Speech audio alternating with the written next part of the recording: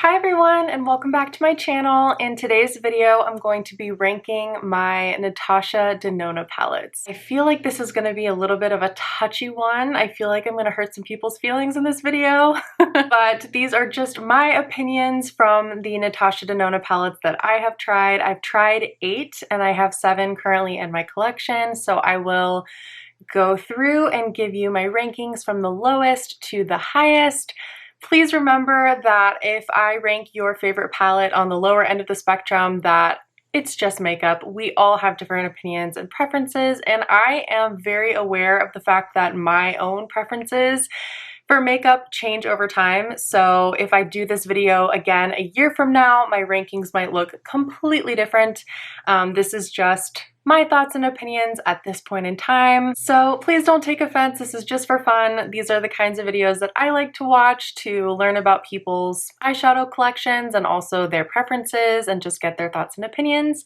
So if that sounds interesting, just keep on watching. I am not sure what my hair is doing today. It's like it wants to be wavy in some parts and then in other parts it wants to be straight. So it's gonna drive me nuts when I'm editing this video back, but for the moment, I just can't get myself to care.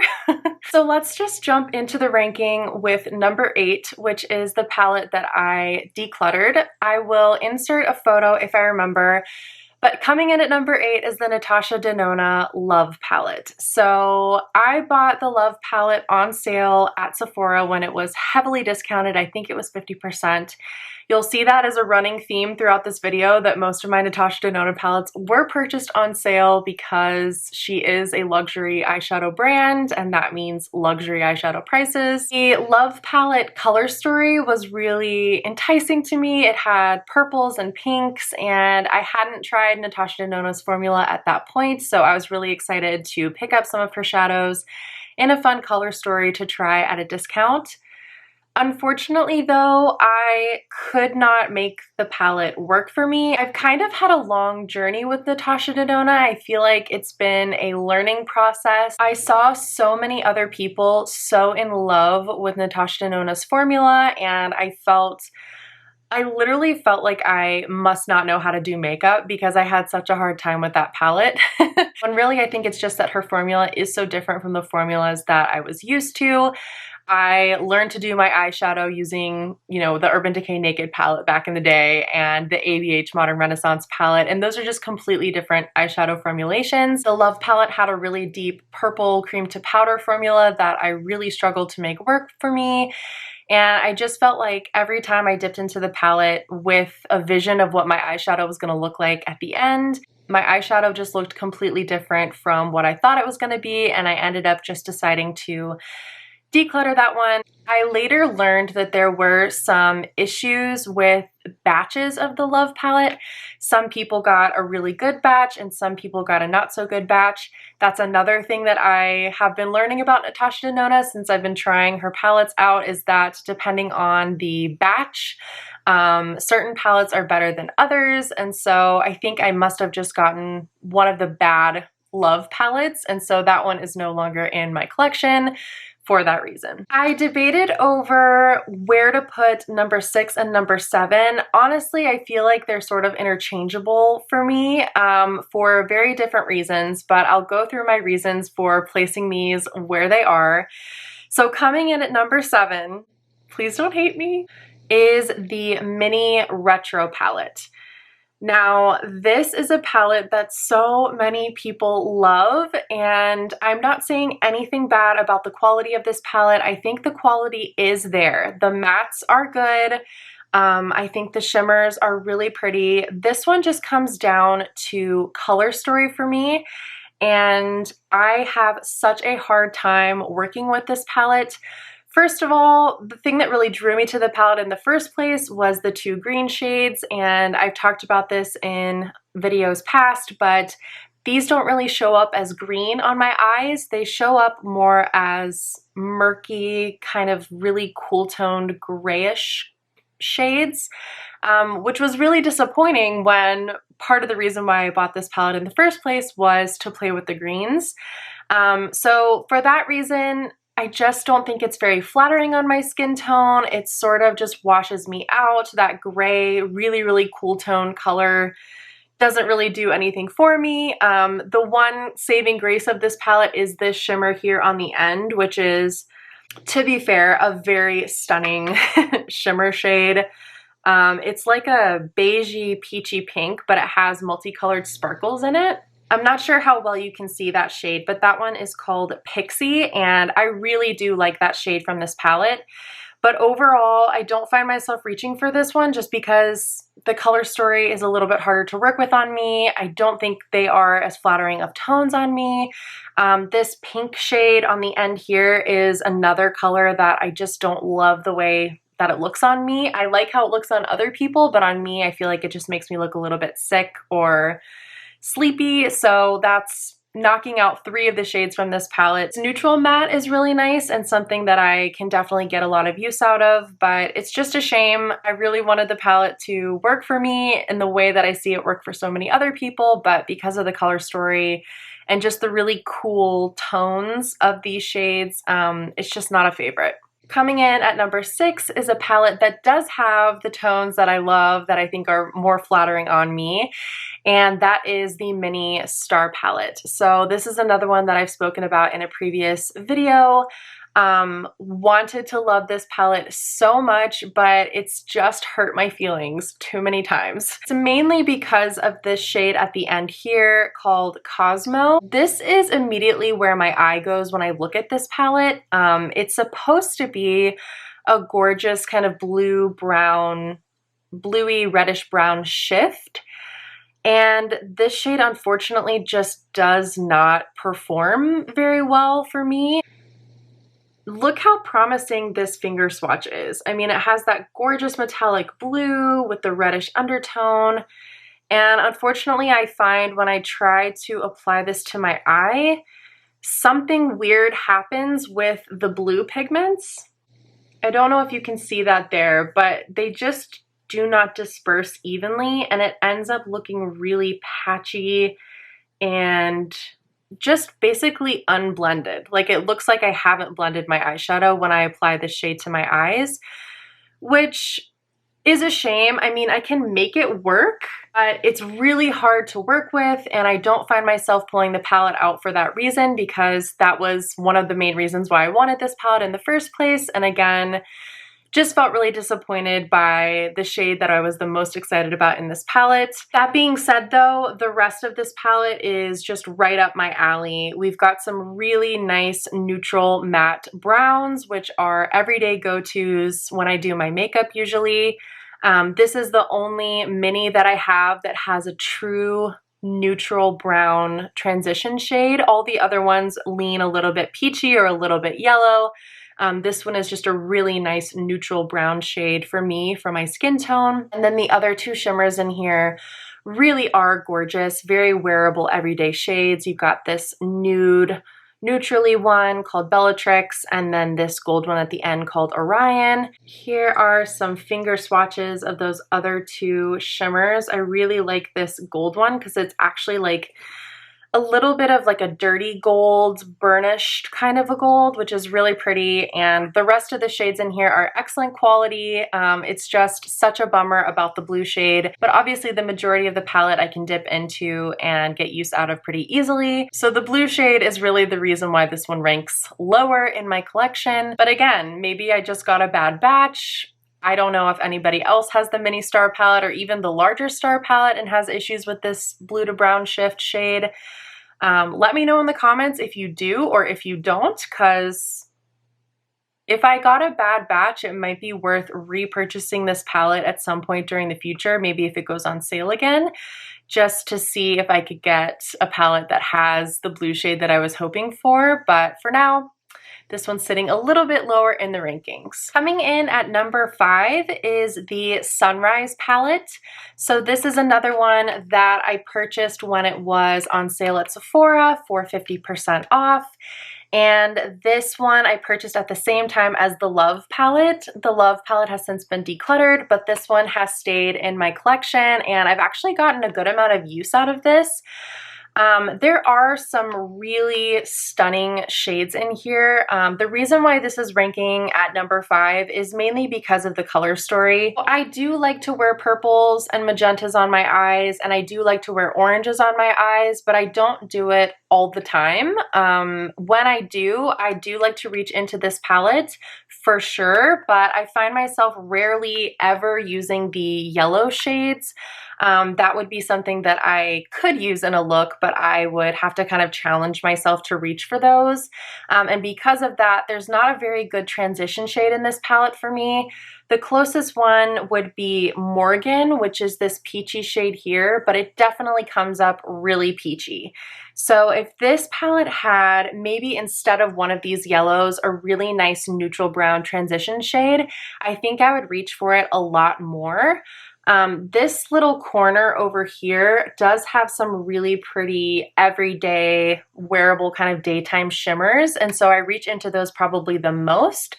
But I really like the quality of this palette. I have no complaints about the quality of this one. It's simply down to the color story and what kind of colors I'm reaching for on a day-to-day basis. Overall, I'm happy that I have this one in my collection, but I'm not sure it would be like my number 1 recommendation to you if I was going to recommend you 1 or 2 Natasha Denona palettes to purchase, just because I think that this is a little bit of a tricky color story for the average makeup wearer, but if you're really into oranges and purples and reds, you might like this one a lot. It's just for me, not one that I'm reaching for all the time. Coming in at number 4 is the palette that I'm actually wearing on my eyes today, which is the Mini Gold. So we're in the top 4 now, so these are obviously all going to be my favorites of my Natasha Denona collection. So I really don't have much negative to say about this palette. I think the quality is really great.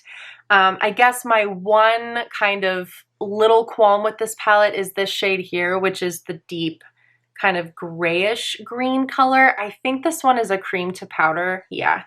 This is the shade Bia, and it is a cream to powder, and I just find this one a little bit tricky to work with. I wish it was a matte. If it was a matte, I would use it as a liner every time I dipped into this palette, and I still can use it as a liner, but I find since it's a metallic, for some reason it like breaks my brain that I can dip into this one in the same way that I dip into dark mattes. But still very workable and usable, and the mattes in here are so blendable and pretty. So you have this really nice kind of mustardy brown, you have a really pretty olivey green, and then the 2 shimmers are stunning. So this deeper one I have all over my lids today, and it is green, but I find when you look at it in the light, it has a little bit of a blue reflect to it, which I think is really flattering and brings a lot of light to an eye look like this that could look very dark and deep and close my eyes off a lot. Same thing with the gold shimmer. It definitely is gold, but it has some greeny blue reflects in it that just make it so pretty. I can swatch these for you too. Not sure how well you'll be able to see what I'm talking about in the swatches, but overall, I think the quality is great on this one. I love the color story. Technically, you don't even necessarily have to create a green look with this. You could put this neutral brown in the crease and do the gold all over the lid, and you don't necessarily even have to be in the mood for green, but I have to say every time I reach into this palette, I'm pretty much going for the greens just because I find the greens in this palette to be really beautiful and inspiring. The only reason why it's ranking lower than some of the other ones is because it's not a color story that I reach for as often as some of my other Natasha Denona palettes, but honestly, I could. I could reach for this palette once, twice a week and really enjoy it. So overall, I do recommend this one if you like greens and golds, and I'm really happy to have it in my collection. Also got this one 50% off at Sephora, so if you ever see it at 50% off, I wouldn't hesitate to buy it for that price. Coming in at number 3, again, don't hate me, this palette is so beloved in the Natasha Denona community. It's the gold palette. So this is one of the more expensive Natasha Denona palettes. This is a $129 palette. It's been discontinued and then she brought it back, and now it seems like it's out of stock again, but I have a feeling it's gonna come back because people lose their minds over this palette, and it is stunning. Like, don't get me wrong. I have to be honest, when I first bought this, I felt a little bit disappointed just because it was so much money and I felt like I was really having trouble making eye looks that I liked. But after a few months of using it and kind of getting to grips with the different textures that are in here, I feel like I've gotten to a place now where I can dip into this palette and use it really easily. But when I first got it, I was hoping that I would be able to dip into it and create a look and never have to think too hard about it for that price point. But I think I was just overcomplicating it. I think my favorite looks from this palette are the ones that just have like two shades. So a matte and a shimmer. My favorite thing about this palette though is actually the mattes, which I think is really probably an unpopular opinion. I think a lot of people love the Natasha Denona shimmers, and especially the shimmers in this palette, because there are some more metallic-y shades, some more toppery shades. This one here is a duochrome green to gold, which is really gorgeous, don't get me wrong. But I felt like I was really missing neutral mattes from Natasha Denona, and so the colors that I use the most in here are the mattes. I just love a good neutral brown crease shade. What can I say? I love a deep brown for smoking out the outer corner or using as liner, so I'm really happy to have these mattes in my collection, and the shimmers are beautiful and they're fun to play with. But for some reason, I find myself always dipping into this palette for a matte brown crease shade, which I guess is fine. I'm still getting the use out of the palette. It does have some options for blue. So I've shown you all a look that I do with this palette where I put this deepest blue shade all over the lid, and then I put the duochrome gold to green over top. So that's definitely one of my favorite looks to do. You also have a blue shimmer in here that looks really pretty over top of that navy matte. And then you've got some other, like I said, more traditional metallics, and then some pretty kind of more toppery shades that are really thin in consistency and really sparkly. So I think that was also kind of throwing me off in this palette of I wasn't able to tell what was going to be a metallic and what was going to be a topper shade. I still sometimes dip into one when I think I'm dipping into the other. So here's what I mean with the topper shades. You can see they're really sheer and kind of piecey.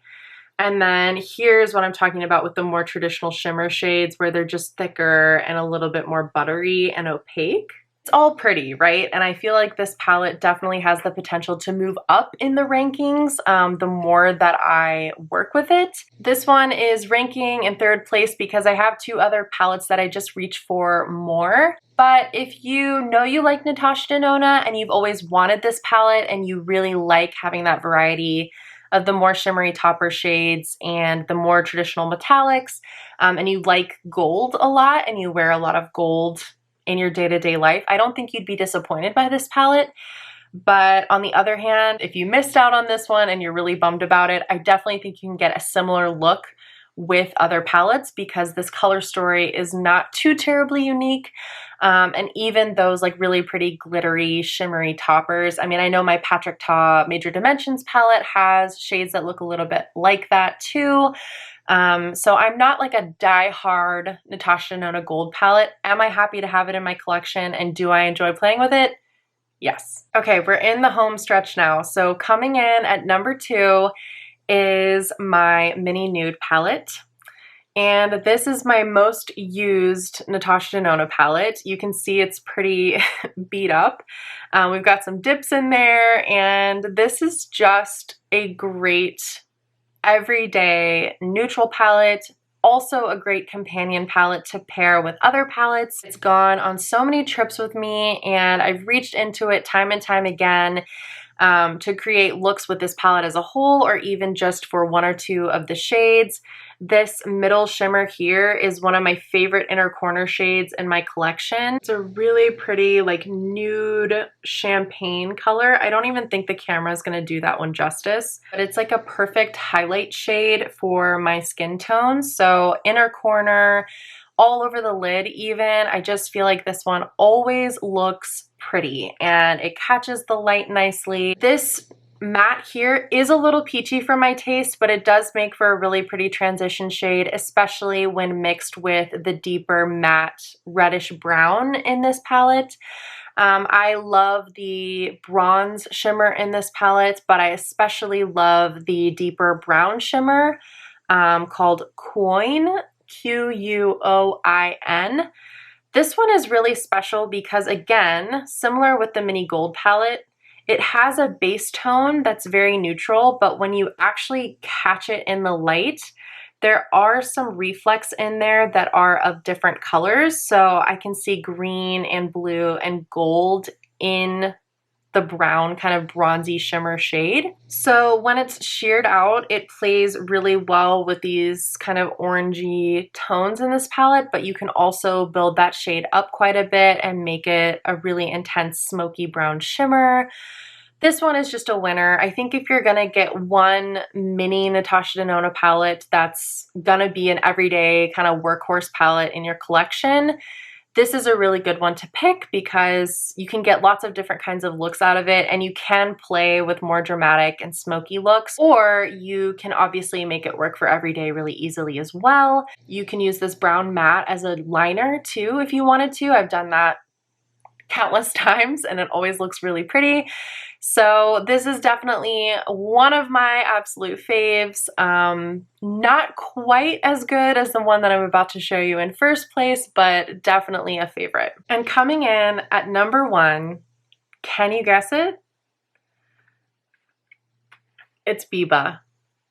I have to really drive this point home to you all. This is the first palette that when I used it for the first time, I finally got what everyone was talking about in terms of Natasha Denona's formula. Even out of all of these other palettes in my collection, I really like all the other Natasha Denona palettes in my collection and have created beautiful looks with them.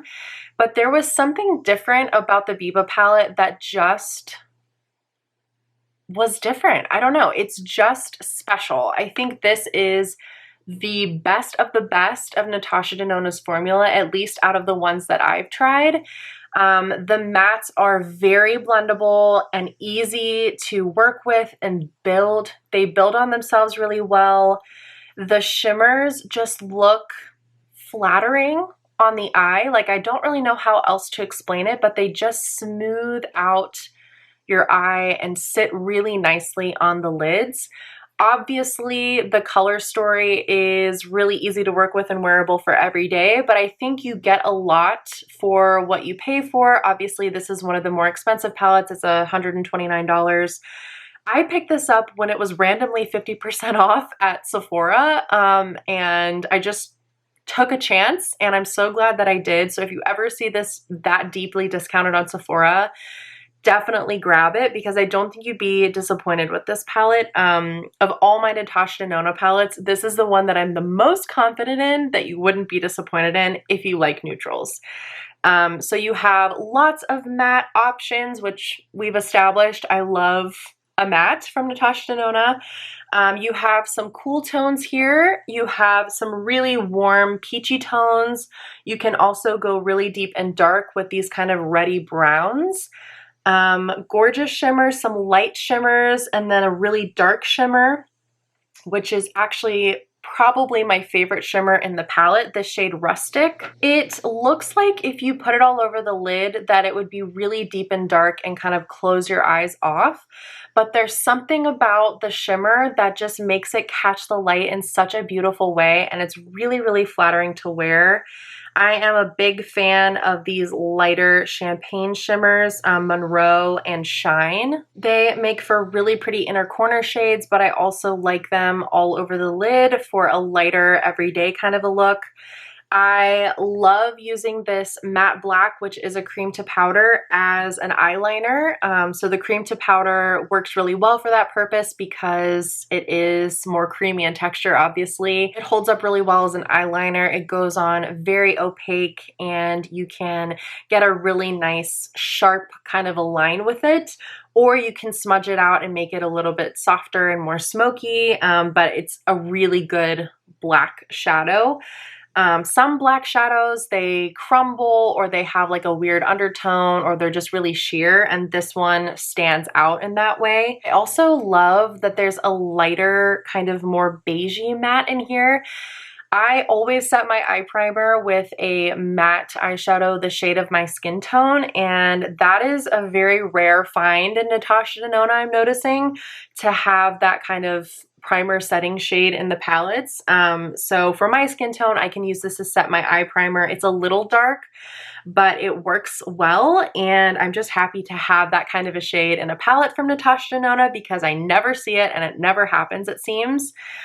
So this is absolutely my number one. It is the newest palette in my collection, but as I said, there's something different about Biba.